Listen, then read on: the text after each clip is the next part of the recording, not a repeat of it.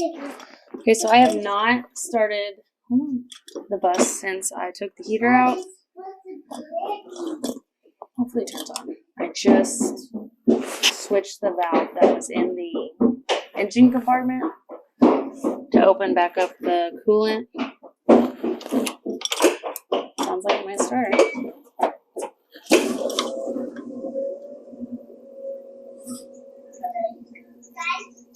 Turned on.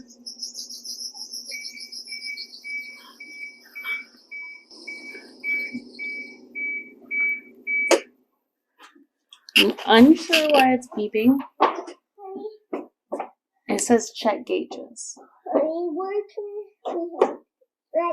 So maybe I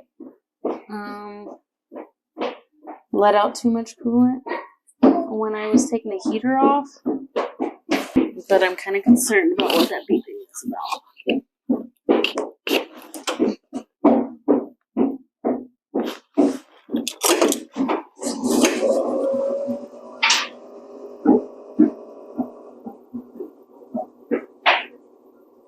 Now the check gauge is turned off, so maybe this. Hold on. Maybe that was it. I don't know. This thing's stinking up.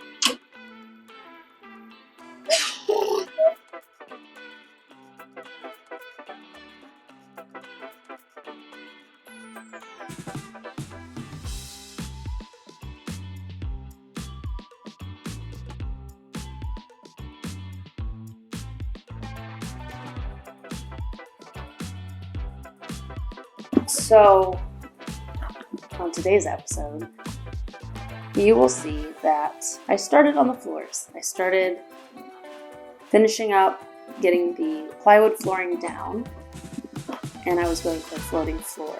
Then, as I was working, I realized, do I really have to put this many holes back into the floor that I just sealed up all the holes on? And I did a little bit more research, and instead of looking at videos, I looked at a forum which better explained the floating floor concept. I will link that down in the comments. The last time I worked on this bus was Christmas Eve, and then we had a loss, very tragic loss in our family, and I took a break. Now it's January, it's exactly 1 month later. I came back onto the bus. I had put all the plywood down. We glued down that first board. When I had come back on the bus, as you'll see in the video, it lifted. Oh my god! It lifted the thing off. Like it's not glued down. Like that should be glued down, and it's not glued down now. What? Oh man, it shouldn't be. No, this should be on. It was glued, and now it's not glued.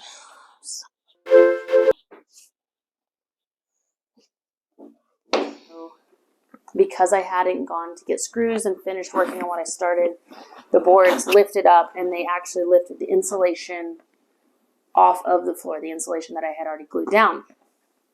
And that's why that no work. So I just talked to my dad, and I was about to finish gluing down the rest of the boards, and I was gonna have to screw them into the floor anyways. I decided I am not going to glue the rest of the boards down. I'm just gonna put a bunch of screws in them, which I know people are gonna be like, oh, the moisture under the bus. I will go down there and seal the screws because I feel like that's easier. I don't know. Either one's a pain in the butt, but that just makes more sense to me than just wasting a bunch of glue under each board when it's not going to hold it down because it's stronger than the insulation that's glued down to the actual floor. It will lift it, so I'm going to have to put screws in anyways.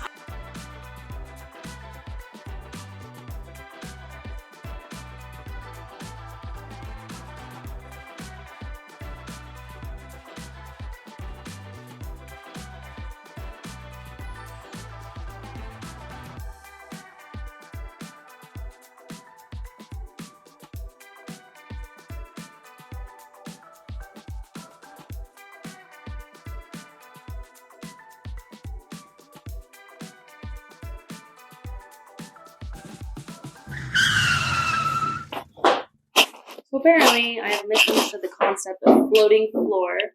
I did glue down the insulation, then I put the plywood on. There's not a lot of tutorials showing you exactly what that means, but I did finally find a forum that explains it better. The concept of the floating floor is you do not have to re-drill into the flooring. Although I have already done this, I did not do the entire flooring. When you start to put everything together, the framing of the cabinets, the framing of the bed, all of that weight from that framing is going to push my subfloor back down. So it's a floating floor. The weight of the walls pushing down into the floor is also going to push that floor down and hold it down. I know you're just doing that, but that doesn't seem like a safe idea. It does. No. I don't know why. Well, I'm telling you that's glass and it might break. I know. You know. Okay, I will not. Well, please be careful. Okay. Can you help me though? You gonna get down? No. Why not? Down. So, because I do not have time to rip down 2x4s to start the framing, which seems like that's going to be the next thing on my list, I decided since I have the boards down, I could kind of like lay out an idea of what we want. Because when you're drawing on graphic paper, it does show you, but it really doesn't show you until you get it on the bus. So, right there is where I think I'll end up doing the bunk beds. Because the kids want bunk beds. That's amazing. And now I'm trying to decide, do I want to do a shower right here in this little section? Because I've seen a lot of people do that and it's really cool. Or do I want to do it on the other wheel well? Which way? Depending on which one I choose, that will change the way we lay out our bed. Ah!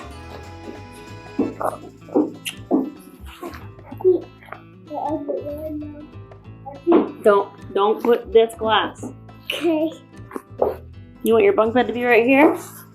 What? So do you want your bed to be right here? Yes. Right here, okay? Oh, this is where Mama's bed's gonna be. Well, this bed could be right. There's the bunk bed. You and Sissy and you will both have a bunk bed. What? Monday? Mama?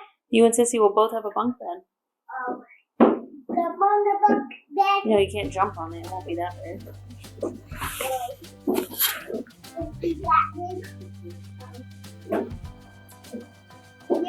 Your bed will be more than ours. Is that? Yes. One that asks me at first, I'm like, oh, how's the bus? Honestly, it's hard because I don't know what step to do next, and I don't know what I'm doing, as always. And I don't want to do a step and then have to backpedal or take something apart because I shouldn't have done that first. But having the layout is pretty important because then I can know where I need to put outlets or lights or all the things. Once I know where everything's going to be laid out. Yeah. Today I cut some 2x2s and started laying out the framing just to make it make more sense in my head. And I'm still doing research on that and how I want to lay everything out is the next step. I want to do things correctly, but I also like getting my hands in on the work just to kind of understand what I want and what I'm doing. Building a bus is quite the adventure. It does bring me a lot of peace in such a chaotic season of life with all the crazy things that keep happening. This has become my safe space, and I really do enjoy every chance I get to get on here and work, even if I don't get much done because I'm figuring it out.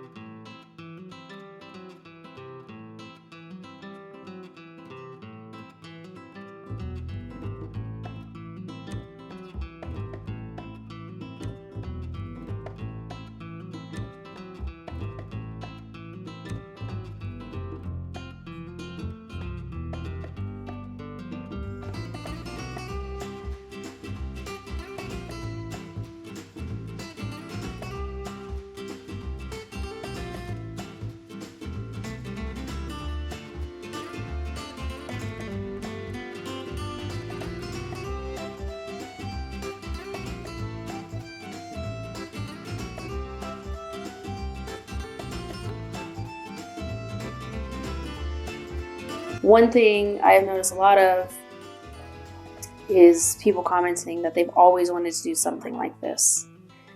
And my advice is do it. We don't know how long we have to live. We don't know how many days we're guaranteed. That money saved away, that money, that savings account, you never know if you're going to actually get to use it. And so my advice and what we are doing is go for your dream now. When the opportunity presents itself, go for it, because you can't wait until that one day, because you don't know if you're going to have that day. And not to sound sad or, whatever, it's just the truth.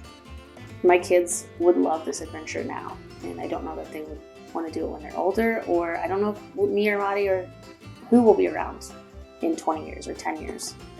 So if you have that dream, whatever your bus dream is, this was ours, my advice is go for it, because tomorrow's not guaranteed. And the savings account, what does it matter if you're not here to use it? Maddie and I always say you can always get more money, but you can't get more time. And I'm saying that we're building this bus with cash, as we go, and learning as we go, as you obviously saw today. But with everything that's happened in our world recently, there's no better time than the present to go for the things that you've dreamt of. So we're only guaranteed right now. So hope you enjoyed this week's episode. I'm sorry it's been so long. There wasn't a lot of progress done, but there was a lot of learning, and whatever your bus dream is, I just say, just start. You don't even have to be good at it, obviously. I don't know what I'm doing, but it brings me joy, and I'm excited for the end product. So go for your dreams, whatever they are.